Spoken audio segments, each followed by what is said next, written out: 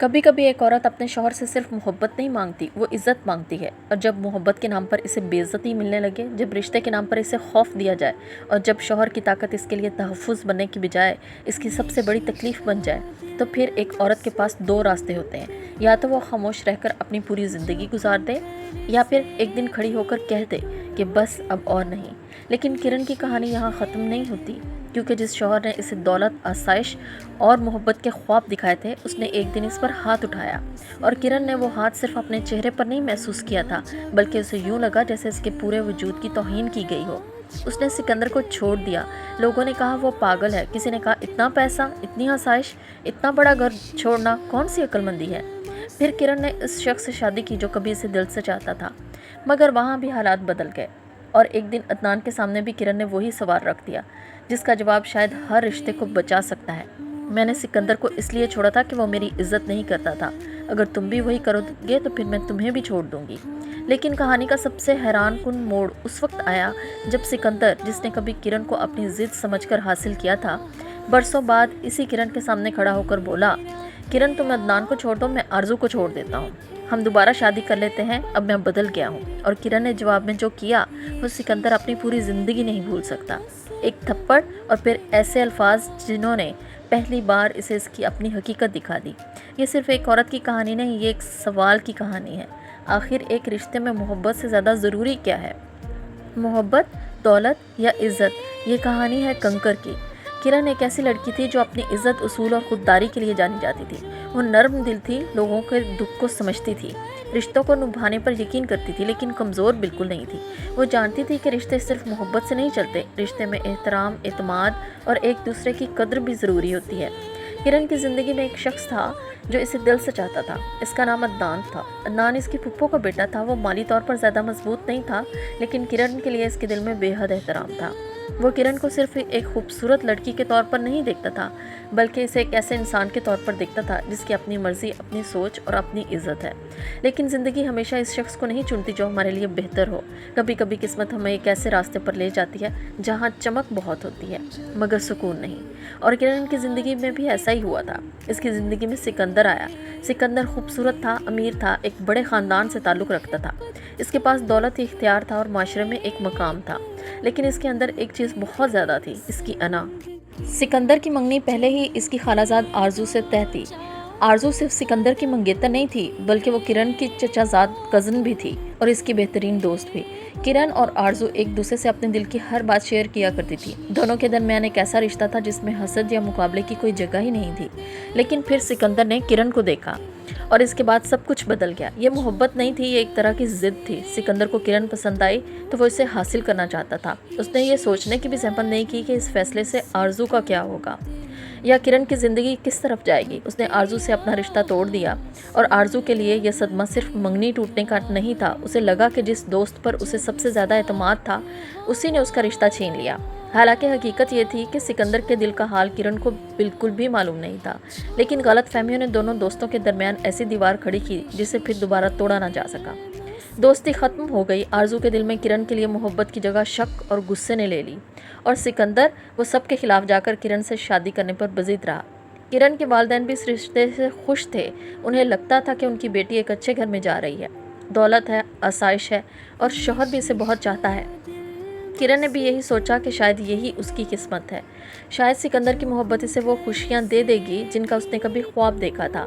लेकिन इसे क्या मालूम था कि कभी कभी किस्मत हमें वो चीज़ बहुत खूबसूरत दिखाई देती है, इसके पीछे हमारी ज़िंदगी का सबसे बड़ा इम्तिहान छुपा होता है।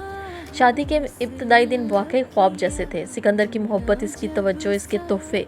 किरण को लगता था कि शायद उसने अपनी ज़िंदगी का सही फैसला लिया है। लेकिन वक्त के साथ सिकंदर की शख्सियत का दूसरा पहलू सामने आने लगा। इसकी मोहब्बत में पॉजेसिवनेस बढ़ने लगी। वो किरण के हर काम पर नज़र रखने लगा। वो कहाँ जा रही है, किससे बात कर रही है, किससे मिल रही है, क्या पहन रही है, हत्ता कि मामूली बातों पर भी सवाल होने लगा। शुरू में किरण ने इसे शौहर की मोहब्बत समझकर नज़रअंदाज किया। उसने खुद को समझाया कि शायद सिकंदर इसे बहुत चाहता है, इसलिए इतना फ़िक्रमंद रहता है। लेकिन जल्द ही उसे एहसास होने लगा कि ये मोहब्बत नहीं, कंट्रोल है। सिकंदर के लहजे में सख्ती आने लगी। छोटी छोटी बातों पर गुस्सा होने लगा। किरण के हर फैसले पर एतराज़ करने लगा और कभी कभी उसे उसकी हैसियत भी याद दिलाई जाती। जिस शख्स ने शादी से पहले से अपनी ज़िंदगी के सबसे ख़ास इंसान कहा था, वही अब इसे एहसास दिलाने लगा कि वो इसके घर में किस मुकाम पे खड़ी है। किरण बर्दाश्त करती रही, समझाती रही, कभी खामोश हो जाती, कभी सिकंदर को ठंडा होने का मौका देती। इसे उम्मीद थी कि शायद वक्त के साथ सब ठीक हो जाएगा। लेकिन एक दिन सिकंदर ने वो हद पार कर दी जिसके बाद किरण के लिए कुछ भी पहले जैसा नहीं रहा। उसने पहली बार किरण पर हाथ उठाया। वो लम्हा सिर्फ एक थप्पड़ या मार का लम्हा नहीं था, वो किरण के लिए हकीकत का आईना था। उसने पहली बार अपने आप से पूछा, क्या यही वो ज़िंदगी है जिसका मैंने ख्वाब देखा था? क्या दौलत के बदले मुझे अपनी इज्जत कुर्बान करनी होगी? क्या एक शौहर को अपनी बीवी पर हाथ उठाने का हक है? जवाब बिल्कुल साफ था, नहीं। लेकिन सिकंदर की कहानी भी कुछ समझने वाली थी। वो मुकम्मल तौर पर जालिम इंसान पैदा नहीं हुआ था। उसने अपने घर में बचपन से यही माहौल देखा था। उसके वालिद उसकी माँ पर गुस्सा करते, उन्हें मारते पीटते और इसकी माँ खामोशी से सब कुछ बर्दाश्त करती रहती। सिकंदर में बचपन में यही सीखा था कि घर में मर्द ताकतवर होता है और औरत को सब कुछ बर्दाश्त करना चाहिए। उसे लगता था गुस्सा करना, चीखना और कभी कभी हाथ उठा देना शायद मामूल की बात है, लेकिन वो गलत था, क्योंकि इंसान अपने माजी का कैदी ज़रूर हो सकता है, मगर अपनी गलतियों को दुरुस्त साबित करने के लिए माजी को बहाना नहीं बनाया जा सकता। हर नस्ल पर लाजिम नहीं कि वो पिछली नस्ल की गलतियों को दोहराती रहे। कभी ना कभी किसी को रुकना पड़ता है और कहना पड़ता है कि यह गलत है। किरण ने सिकंदर को एक मौका दिया, फिर दूसरा, फिर तीसरा। वो चाहती थी कि इसका घर टूटे नहीं। वो चाहती थी कि इसका शौहर अपनी गलती को समझे। वो चाहती थी कि इस रिश्ते को एक और मौका मिले। लेकिन जब जुल्म बार बार होने लगा, किरण के सब्र की भी एक हद थी। इसी दौरान इसे एक और बड़े सदमे से गुजरना पड़ा। उसका मिसकैरेज हुआ। एक औरत के लिए अपनी औलाद को खो देना पहले ही नाकाबिले बयान दर्द होता है, और जब इस दर्द के साथ खौफ, तशद्दुद और जहनी अजियत भी शामिल हो जाए तो इंसान अंदर से बिखर जाता है। किरण ने बहुत कुछ सहा था, लेकिन अब उसे अंदाज़ा हो गया था कि अगर वो इस रिश्ते में रही तो शायद वो खुद को कभी खो देगी। और फिर इसने वो फैसला किया जिसे हमारे माशरे में आज भी बहुत सी औरतों के लिए आसान नहीं समझा जाता, तलाक का फ़ैसला। ये फ़ैसला किरण ने गुस्से में नहीं किया था। ये फ़ैसला एक दिन में नहीं हुआ। वो कई रातों की खामोशी, कई आंसू, कई कोशिशें और बार बार टूटने के बाद दिया गया था। लोगों ने उसे समझाया। किसी ने कहा तुमने अच्छा नहीं किया, किसी ने कहा इतना पैसा, इतना बड़ा घर छोड़ दिया, किसी ने कहा थोड़ी और बर्दाश्त कर लेती, शायद सिकंदर बदल जाता। लेकिन लोग सिर्फ घर देखते हैं, लेकिन किरण को इस घर की हकीकत मालूम थी। वो अपनी औलाद को गंवा चुकी थी और कई मरतबा शौहर के हाथों जिल्लत और तशद्दुद बर्दाश्त कर चुकी थी। और वो जानती थी कि सिर्फ इसलिए किसी रिश्ते में रहना कि मुआशरा क्या कहेगा, अपनी ज़िंदगी कुर्बान करने की वजह नहीं हो सकती। किरण सिकंदर के घर से निकल गई। उसके पास पहले जैसी आसाइश नहीं रही, लेकिन इस बार उसके पास एक ऐसी चीज़ थी जो उसे वहाँ रहकर कभी ना मिल पाती, सुकून। वो अकेली ज़रूर थी मगर टूटी हुई नहीं थी। कुछ वक्त गुजरने के बाद किरण ने अदनान से शादी कर ली। अदनान वही शख्स था जो कभी इसे दिल से चाहता था। किरण को लगा शायद अब इसे वो रिश्ता मिल गया है जिसमें दौलत कम सही मगर मोहब्बत और इज्जत ज़रूर शामिल होगी। शुरू में सब कुछ ठीक था। अदनान की माली हालत कमज़ोर थी, इस पर जिम्मेदारियां ज़्यादा थीं। घर के अखराजात, मसाइल और माली दबाव आहिस्ता आहिस्ता इसकी शख्सियत पर असर डालने लगे। वो ख़ुद को नाकाम महसूस करने लगा, और जब इंसान अंदर से दबाव में होता है तो बाज़ औक़ात वो अपना गुस्सा इन्हीं लोगों पर निकालने लगता है जो इसके सबसे ज़्यादा करीब होते हैं। अदनान के साथ भी यही हुआ।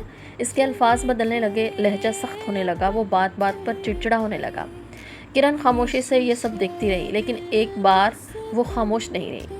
एक दिन उसने अदनान के सामने खड़े होकर कहा, मैंने सिकंदर को इसलिए छोड़ा था कि वो मेरी इज्जत नहीं करता था, वो मुझ पर हाथ उठाता था। फिर उसने अदनान की आंखों में देखते हुए कहा, अगर तुम भी मेरे साथ वही करोगे तो मैं तुम्हें भी छोड़ दूंगी। तुम तो मुझसे मोहब्बत करते थे ना, फिर अब मेरे साथ ये रवैया क्यों? मैंने तुमसे शादी इसलिए की थी कि मुझे यकीन था तुम मुझे इज्जत दोगे। अगर यही सब बर्दाश्त करना था तो फिर मैं सिकंदर के घर से क्यों निकली थी? ये अल्फाज अदनान के दिल में उतर गए, क्योंकि इस दिन किरण सिर्फ अपनी शिकायत नहीं कर रही थी, वो इसे आईना दिखा रही थी। अदनान को पहली बार एहसास हुआ माली परेशानी, नाकामी और ज़िंदगी का दबाव किसी इंसान को यह हक नहीं देता कि वो अपनी शरीके हयात की इज्जत छीन ले। उसने अपनी गलती तस्लीम की, किरण से माफ़ी मांगी, और सबसे अहम बात, उसने अपने रवैये को बदलने की कोशिश शुरू की। वक्त लगा, लेकिन आहिस्ता आहिस्ता अदनान ने खुद को संभाला। वो समझ गया कि अगर उसने किरण को दोबारा खोना नहीं है तो इसे सिर्फ मोहब्बत का दावा नहीं करना, बल्कि मोहब्बत को अपने रवैये से साबित करना होगा। यूँ इनका रिश्ता दोबारा संभलने लगा। दूसरी तरफ सिकंदर ने आरजू से शादी की थी, लेकिन शादी के बाद भी इसकी फितरत नहीं बदली। वही गुस्सा, वही चीखना, वही शक और वही हाथ उठाने की आदत। आरजू ने शुरू में बहुत कुछ बर्दाश्त किया। शायद इसके दिल में ये उम्मीद थी कि एक दिन सिकंदर बदल जाएगा, मगर वक्त गुजरने के साथ इसे एहसास हुआ किरण ने सिकंदर को क्यों छोड़ा था।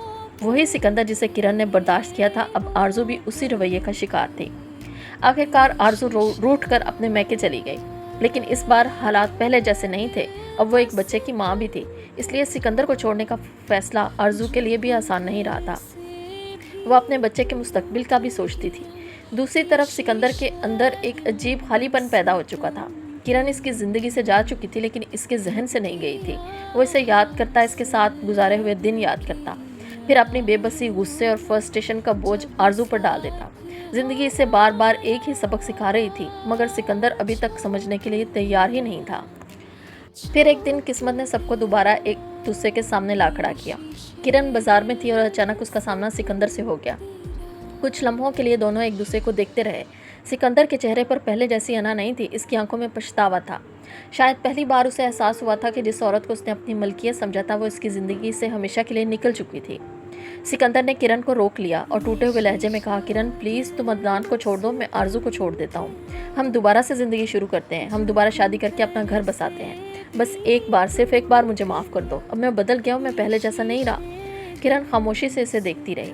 शायद सिकंदर को उम्मीद थी कि पुरानी मोहब्बत की कोई चिंगारी अभी भी बाकी होगी, लेकिन किरण के अंदर अब वो औरत नहीं थी जो कभी इसकी मोहब्बत के पीछे चल पड़ी थी। वो बहुत कुछ देख चुकी थी, बहुत कुछ सह चुकी थी, और सबसे बढ़कर वो खुद को दोबारा पहचान चुकी थी। फिर अचानक किरण ने सिकंदर को एक जोरदार थप्पड़ मारा। सिकंदर साकित रह गया। किरण ने इसकी तरफ देखकर कहा, दर्द हुआ ना सिकंदर? औरत को भी दर्द होता है। अगर तुम मर्द हो ना सिकंदर, तो दोबारा अपनी बीवी पर हाथ मत उठाना, वरना कल तुम्हारा बेटा भी किसी गली में किसी किरण का रास्ता रोक के खड़ा होगा। सिकंदर के पास कोई जवाब नहीं था। किरण ने मजीद कहा, तुमने ज़िंदगी को खेल समझ लिया है। तुमने मेरे साथ जो किया वो तुम्हारी गलती थी, लेकिन अब अगर आरजू के साथ वही करोगे। सिकंदर के पास कोई जवाब नहीं था। किरण ने मजीद कहा, तुमने ज़िंदगी को खेल समझ लिया था। तुमने मेरे साथ जो किया वो तुम्हारी गलती थी, लेकिन अब अगर तुम आरजू के साथ वही करोगे तो ये सिर्फ औरत की नहीं, पूरी इंसानियत की हार होगी। औरत को बदलने की नहीं, उसे समझने की ज़रूरत होती है। जाओ और पहले इंसान बनो, फिर मर्द बनने की बात करना। ये अल्फाज सिकंदर के दिल पर इस थप्पड़ से भी ज़्यादा गहरे लगे थे। वो पहली बार अपनी गलतियों के सामने खड़ा था। उसके पास ना कोई बहाना था, ना कोई इल्ज़ाम दूसरों पर डालने के लिए। उसने आरजू से अपने किए की माफ़ी मांगी, और पहली बार उसने ये समझने की कोशिश की कि सिर्फ माफ़ी मांग लेना काफ़ी नहीं होता, इंसान को अपने रवैये में तब्दीली भी लानी पड़ती है। और यूँ किरण की कहानी यहाँ हमें एक बहुत अहम सबक देकर ख़त्म होती है। इस कहानी का असल हीरो कौन था? सिकंदर नहीं, अदनान नहीं, असल हीरो किरण ही थी। क्योंकि किरण ने अपनी ज़िंदगी में बार बार एक ही चीज़ का इंतखाब किया, अपनी इज़्ज़त। उसने जुल्म को मोहब्बत का नाम देकर बर्दाश्त नहीं किया। उसने दौलत के बदले अपनी खुददारी नहीं बेची। उसने माशरे के खौफ से अपनी पूरी ज़िंदगी कुर्बान नहीं की। और जब इसे दूसरी बार भी अपने रिश्ते पर वही रवैया नज़र आया, तो उसने खामोश रहने के बजाय अपने शौहर को वक्त पर रोक दिया। यही वजह है कि कंकर सिर्फ एक ड्रामा नहीं, बल्कि हमारे माशरे के लिए एक बहुत अहम सवाल भी है। क्या मोहब्बत ऐसी होनी चाहिए जिसमें खौफ हो? क्या शादी ऐसी होनी चाहिए जिसमें इज़्ज़त ना हो? क्या औरत को सब्र इतना लामहदूद होना चाहिए कि वो जुल्म भी बर्दाश्त करती रहे? और क्या मर्द होना इस बात की इजाज़त देता है कि वो गुस्से में अपनी बीवी पर हाथ उठाए? नहीं, क्योंकि मोहब्बत सिर्फ साथ देने का नाम नहीं है। मोहब्बत में एहतराम भी होना चाहिए, एतमाद भी होना चाहिए, और सबसे बढ़कर इंसानियत होनी चाहिए। कंकर हमें यही सिखाता है कि मोहब्बत काफ़ी नहीं, दौलत काफ़ी नहीं, मुआफ़ी काफ़ी नहीं है। अगर रिश्ते में इज़्ज़त नहीं है तो वो रिश्ता अंदर से टूट चुका है। किरण ने मोहब्बत को नहीं चुना, उसने खुद को चुना, और शायद यही इस पूरी कहानी का सबसे खूबसूरत सबक है। अगर आपके ख्याल में किरण ने बिल्कुल सही फैसला किया था तो कमेंट में ज़रूर बताइए। और अगर आपको लगता है सिकंदर वाकई बदल गया था, तो ये भी बताइए कि क्या किरण को इसे एक और मौका देना चाहिए था। अब किया हासिल, अब किया रोना, जब